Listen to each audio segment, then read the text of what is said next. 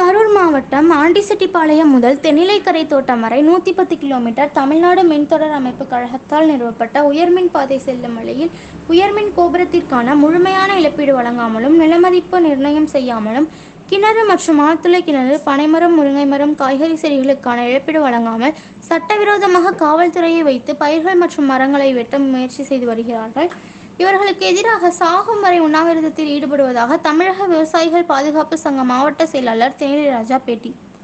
கரூர் மாவட்டம் தென்னிலை கூனம்பட்டி பகுதியில் உள்ள தென்னிலைராஜா தோட்டத்தில் தொடர் உண்ணாவிரத போராட்டத்தில் ஈடுபட்டுள்ளனர்.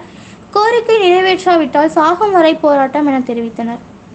இதனைத் தொடர்ந்து செய்தியாளர்களுக்கு பேட்டியளித்தார் பாதுகாப்பு சங்க மாவட்ட செயலாளர் தென்னிலைராஜா. ஆண்டிசெட்டிப்பாளையம் முதல் தென்னிலைக்கரை தோட்டம் வரை 110 கிலோமீட்டர் தமிழ்நாடு மின்தொடர்பு அமைப்பு கழகத்தால் நிறுவப்பட்ட பாதை செல்லும் வழியில் உயர்மின் கோபுரத்திற்கான முழுமையான இழப்பீடு வழங்காமலும் உயர்மின் கோபுரம் அமைத்ததற்கு பிறகு உங்களுக்கான இழப்பீடு வழங்கப்படும் என தெரிவித்திருந்தனர். ஆனால் இதுவரை இழப்பீடு வழங்கவில்லை. கடந்த 1.5 மாதத்திற்கு முன்பாக பேச்சுவார்த்தையில் 15 நாட்களுள் இழப்பீடு வழங்குவதாக கூறிய நிலையில் இதுவரை வழங்கவில்லை. இழப்பீடு வழங்குவதற்காக போராடிய நபர்களுக்கு உள்நோக்கத்துடன் இழப்பீடு வழங்காமல் அதற்கான எந்த ஒரு அடிப்படையும் ஆரம்பிக்காமல் தாமதித்துள்ளனர். இன்று காலவரையற்ற உண்ணாவிரத போராட்டத்தில் ஈடுபட்டு வருகிறோம். இந்த உண்ணாவிரத போராட்டத்தில் 2 ஆண்கள் 2 பெண்கள் உட்பட 4 பேர் போராட்டத்தில் ஈடுபட்டோம். ராஜா, சின்னசாமி, கலையரசி, ராதாமணி 4 பேர் உண்ணாவிரத போராட்டத்தில் ஈடுபட்டுள்ளோம். இன்னும் அடுத்த கட்டமாக பாதிக்கப்பட்டுள்ள உண்ணாவிரத போராட்டத்தில் பங்கேற்க உள்ளனர். நாளை முதல் அடுத்த கட்ட போராட்டமாக சாகும் வரை உண்ணாவிரத போராட்டம் தொடரும். இதில் உண்ணாவிரத இருக்க வேண்டும் என்ற நோக்கம் கிடையாது. முழுமையான இழப்பீடு வழங்க வேண்டும். உண்ணாவிரதத்தை முடித்துக்கொள்ள தயாராக இருக்கிறோம்.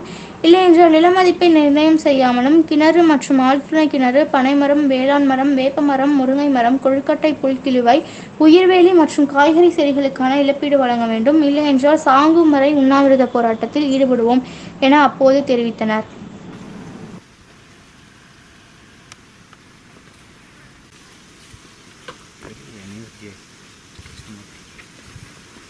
விவசாயிகள் பாதுகாப்பு சங்கத்தினுடைய கரூர் மாவட்ட செயலாளர் தென்னிலைராஜா.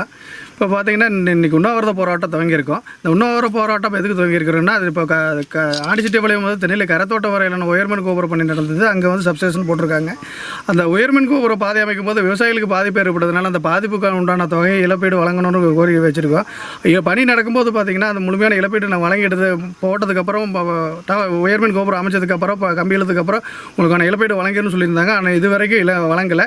கடந்த 1.5 மாதத்துக்கு முன்னாடி பேச்சுவார்த்தை நடந்தது. அந்த பேச்சுவார்த்தையிலே ஒரு 15 நாளில் உங்களுக்கு இழப்பீடு வழங்கிடுன்னு சொல்லியிருந்தாங்க.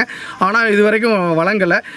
ஆனால் இதில் வந்து எங்களுக்கு இழப்பீடு வழங்கணும் அப்படின்னு போராடினவங்களுக்கு உள்நோக்கத்தோட முழுமையான இழப்பீடு வழங்காமல் இன்னும் அதுக்கான எந்த ஒரு அடிப்படை இது ஆரம்பிக்காமையே தாமதப்படுத்தி இருக்காங்க. அதனால் இன்றைக்கி காலவரையற்ற உண்ணாவிரத போராட்டத்தை துவங்கியிருக்கிறேங்கண்ணா. இதில் வந்து பார்த்திங்கன்னா நான் 2 ஆண்கள் 2 பெண்கள் உட்பட 4 பேர் தொடங்கியிருக்கோம். இதில் ராஜா, சின்னசாமி, கலையரசி, ராதாமணி அவங்க 4 பேர் துவங்கியிருக்கோம். 4 பேர் இதில் பாதிக்கப்பட்டிருக்காங்க. அடுத்த கட்டமாக பார்த்தீங்கன்னா இன்னும் பாதிக்கப்பட்டவங்க இன்னும் உண்ணாவிரதத்துக்கு நாளை முதல்ல வந்து இன்னும் அடுத்த கட்டமான இன்னும் தொடர்றதுக்கு வாய்ப்பு இருக்குங்கண்ணா. ஆனால் இதில் வந்து பார்த்திங்கன்னா எங்களுக்கு வந்து இதில் நாங்கள் உண்ணாவிரதம் இருக்கணுங்கிறது எங்களுக்கு நோக்கம் கிடையாதுங்கண்ணா.